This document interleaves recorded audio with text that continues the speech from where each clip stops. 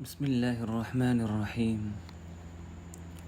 تقوی کے انعامات۔ زندگی کا مقصد کیا ہے؟ فرمایا کہ دنیا میں آنے کا کیا مقصد ہے؟ خالی امپورٹ ایکسپورٹ کہ خوب کھاؤ اور لیٹرین میں ایکسپورٹ کر دو؟ اگر یہ مقصد ہے تو ہاتھی ہم سے زیادہ کامیاب ہے، کیونکہ اس کا امپورٹ بھی زیادہ ہے، ایکسپورٹ بھی زیادہ، حالانکہ انسان اشرف المخلوقات ہے۔ تو معلوم ہوا کہ اللہ تعالیٰ ہی سے پوچھو کہ آپ نے ہمیں کیوں دنیا میں بھیجا ہے۔ خالق حیات سے پوچھو کہ ہماری زندگی کا کیا مقصد ہے، اور خالق حیات فرما رہے ہیں خلق الموت والحیات لیبلوکم ایکم احسن عملا۔ میں نے تم کو موت اور زندگی دی ہے، اور موت کو مقدم کر رہا ہوں اس لیے کہ جس زندگی نے اپنی موت کو سامنے رکھا وہ زندگی کامیاب ہو گئی، اس لیے موت کو پہلے بیان کر رہا ہوں۔ خلق الموت کی تقدیم کی وجہ یہ ہے کہ قدم اللہ تعالی موت عبدہ علی حیاتہ، یعنی موت کو مقدم اور پہلے اس لیے کیا کہ جو زندگی اپنی موت کو سامنے رکھے گی کہ اللہ تعالیٰ کو منہ دکھانا ہے، اللہ کے پاس جانا ہے، تو وہ سانڈ اور جانور کی طرح آزاد نہیں رہے گی، یعنی گندے کام نہیں کرے گی اور ڈرے گی، اور مقصد حیات بتا دیا لیبلوکم ایکم احسن عملا، تاکہ ہم تم کو دیکھیں کہ تم اچھا عمل کرتے ہو یا خراب عمل کرتے ہو۔ معلوم ہوا کہ دنیا میں آنے کا مقصد اللہ تعالیٰ کو راضی کرنا ہے، اور فرماتے ہیں کہ تمہارے امتحان کے لیے میں نے تمہارے نفس کے اندر دونوں مادے رکھ دیے، فَأَلْهَمَهَا فُجُورَهَا وَتَقْوَاهَا، ہم نے تمہارے نفس میں فجور کا مادہ بھی رکھ دیا کہ تم گناہ کر سکتے ہو، خوب تقاضا ہوگا، اور تقوی اور اپنا خوف بھی رکھ دیا، لہٰذا جس سائڈ کو چاہو رگڑ کر اس میں تقویت پیدا کر دو۔ دیا سلائی میں دو سائڈ ہوتی ہے، لیکن جب تک رگڑو گے نہیں جلے گی نہیں، لہذا ظلم نہیں ہے کہ اللہ میاں نے کیوں ہمارے اندر گناہ کا مادہ رکھ دیا۔ جیب میں دیا سلائی ہوتی ہے تو کیا جیب کو جلا دیتی ہے؟ رگڑنے سے آگ لگتی ہے۔ اسی طرح نفس میں ایک طرف فجور ہے، ایک طرف تقوی ہے۔ اگر حسینوں سے، نمکینوں سے، عورتوں سے، لڑکوں سے میل جول کرو گے تو نافرمانی کے مادے میں رگڑ لگ جائے گی اور گناہ کی آگ بھڑک جائے گی، اور اگر تم اللہ والوں کے پاس رہو گے تو فرما برداری کے مادے میں رگڑ لگ جائے گی اور تقوی کا نور روشن ہو جائے گا۔ تقدیم الفجور علی التقوی کا راز، یعنی تقوی سے پہلے فجور کا کیا راز ہے، فجور کے آنے کا کیا راز ہے۔ کئی برس پہلے ایک بڑے عالم کے ساتھ میرا سفر ہو رہا تھا۔ مولانا نے ریل میں فجر کی نماز میں یہی صورت پڑھائی۔ نماز کے بعد میں نے ان سے سوال کیا کہ اللہ تعالیٰ نے فجور کو کیوں مقدم فرمایا؟ فَأَلْهَمَهَا فُجُورَهَا وَتَقْوَاهَا، نافرمانی کو اللہ تعالیٰ نے کیوں مقدم کیا؟ گندی چیز کو کیوں مقدم کیا؟ فجور اور نافرمانی تو خراب چیز ہے، جبکہ مقدم تو اچھی چیز ہونی چاہیے۔ مولانا نے فرمایا کہ بھائی تم ہی بتاؤ۔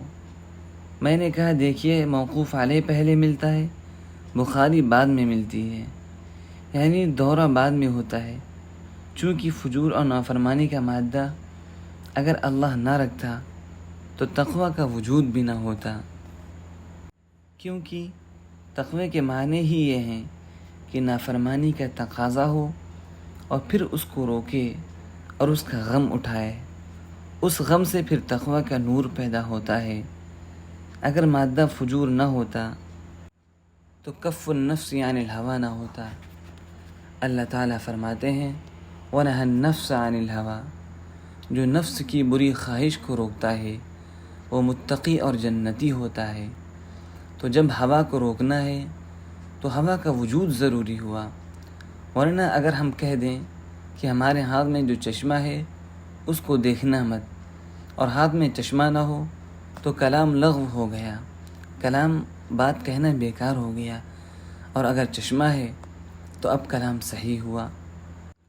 معلوم ہوا کہ ہر نہیں اپنے منہی عنہ کے وجود کی متقاضی ہے، اگر منہی عنہ نہیں ہے تو نہیں لغو ہے، اور اللہ کا کلام پاک ہے، لہٰذا مادہ ہوا کا نہ ہونا لازم ہو گیا۔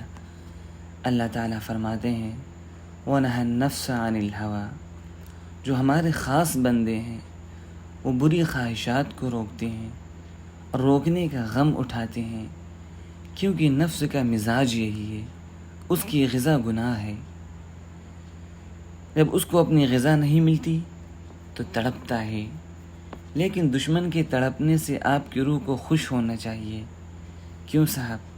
اگر آپ کا دشمن تڑپتا ہے، جلتا ہے، غم اٹھاتا ہے تو آپ کہتے ہیں بہت اچھا ہے اور مرو، موتوا بغیظکم۔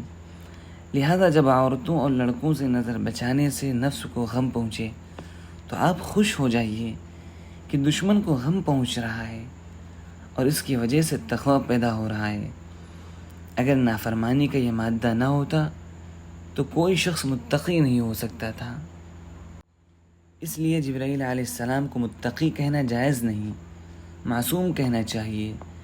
فرشتوں کو ہم معصوم کہتے ہیں، متقی نہیں کہہ سکتے، کیونکہ متقی وہ ہے جس کو گناہ کا تقاضا ہو، اس کو روکے، اس کا غم اٹھائے۔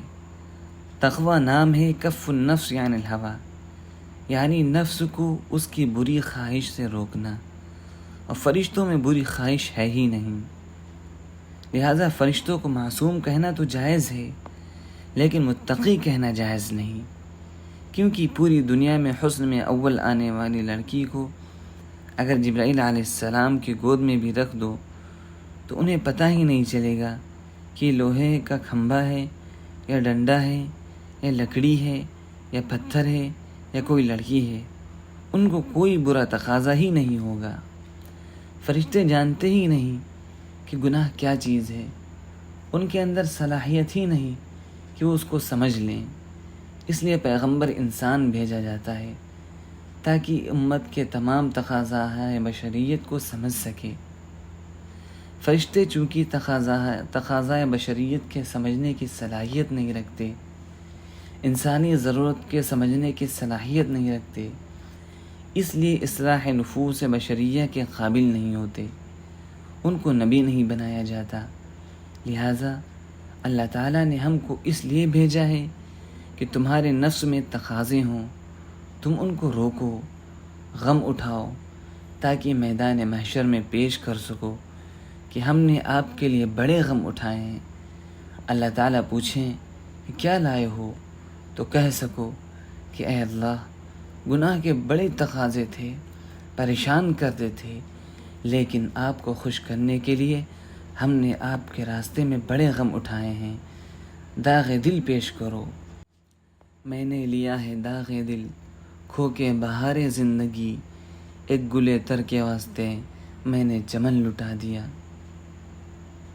مولوی کو ہجڑا مخنث نہیں ہوتا، وہ تقوی کی برکت سے بہت طاقتور ہوتا ہے، لیکن اللہ کے لیے صبر کرتا ہے۔ توڑ ڈالے مہو خورشید ہزاروں ہم نے، تب کہیں جا کے دکھایا رخ زیبا مجھ کو۔ میں کہتا ہوں کہ اصلی سالک اور اللہ کا سچا عاشق وہی ہے جو اللہ کے راستے کا غم اٹھانا جانتا ہو اور غم اٹھانے کی ہمت رکھتا ہو۔ خالی نفل پڑھ لینا، نفلی حج و عمرہ کر لینا، یہ کمال نہیں۔ کمال یہ ہے کہ زبردست نمکین شکل سامنے آ جائے اور نظر اٹھا کر نہ دیکھے اور غم اٹھا لے، چاہے کلیجہ منہ کو آ جائے۔ اگر کلیجہ منہ کو آنے کی مشق ہو جائے اور حسینوں سے نظر بچانے کی توفیق ہو جائے تو انشاءاللہ تعالی اس کو نسبت صحابہ نصیب ہوگی۔ ابھی اس کی دلیل پیش کرتا ہوں، کیونکہ علماء موجود ہیں اس لیے قرآن پاک سے دلیل پیش کرتا ہوں۔ اللہ تعالیٰ فرماتے ہیں کہ صحابہ کو میں نے ایمان کا یہ اعلیٰ مقام کس راستے سے دیا ہے۔ وَبَلَغَتِ الْقُلُوبُ الْحَنَاجِرَ، وہ ایسے سخت حالات سے گزارے گئے کہ کلیجہ منہ کو آ گئے، گویا کہ ان کے دل اکھڑ کر حلق میں آ گئے۔ جہاد میں کیا ہوتا ہے، اور ہم نے ان کو بڑے بڑے زلزلے اور جھٹکے دیے ہیں۔ وَزُلْزِلُوا زِلْزَالًا شَدِيدًا، وہ سخت زلزلے میں ڈالے گئے۔ بس آج بھی جو شخص گناہ سے بچنے میں ہر قسم کا زلزلہ برداشت کرے گا اور کلیجہ اکھڑ کے اس کے منہ میں آ جائے، پھر بھی کسی نامحرم کو نہیں دیکھے گا، ہر قسم کا غم تقوی کے راستے میں اٹھا لے گا اور اللہ کو راضی رکھے گا، اپنے نفس کو ناخوش رکھے گا، تو کیا ہوگا؟ انشاءاللہ تعالی اس کو نسبت صحابہ حاصل ہوگی۔ اور مولانا گنگوہی رحمۃ اللہ علیہ، مولانا خلیل احمد سہارنپوری رحمۃ اللہ علیہ، شارح ابو داؤد مصنف بذل المجہود کے بارے میں ہمیشہ فرماتے تھے کہ ہمارے خلیل کو اللہ تعالیٰ نے نسبت صحابہ عطا فرمائی ہے، اور یہ بات میرے شیخ نے سنائی، کیونکہ میرے شیخ شاہ عبد الغنی پھولپوری رحمۃ اللہ علیہ ایک واسطے سے مولانا گنگوہی کے شاگرد ہیں۔ مولانا گنگوہی رحمۃ اللہ علیہ اور میرے شیخ میں ایک واسطہ تھا، یعنی مولانا ماجد علی جونپوری رحمۃ اللہ علیہ مولانا گنگوہی رحمۃ اللہ علیہ کے شاگرد تھے، اور میرے شیخ مولانا ماجد علی صاحب کے شاگرد تھے بخاری شریف میں۔ تو یہ بات مولانا خلیل احمد صاحب سہارنپوری کے بارے میں حضرت گنگوہی رحمۃ اللہ علیہ فرمایا کرتے تھے کہ ہمارے خلیل کو اللہ تعالیٰ نے نسبت صحابہ عطا فرمائی ہے، اور انہی مولانا خلیل احمد صاحب رحمۃ اللہ علیہ کے خلیفہ مولانا الیاس رحمۃ اللہ علیہ ہیں، جو تبلیغی جماعت کے بانی ہیں۔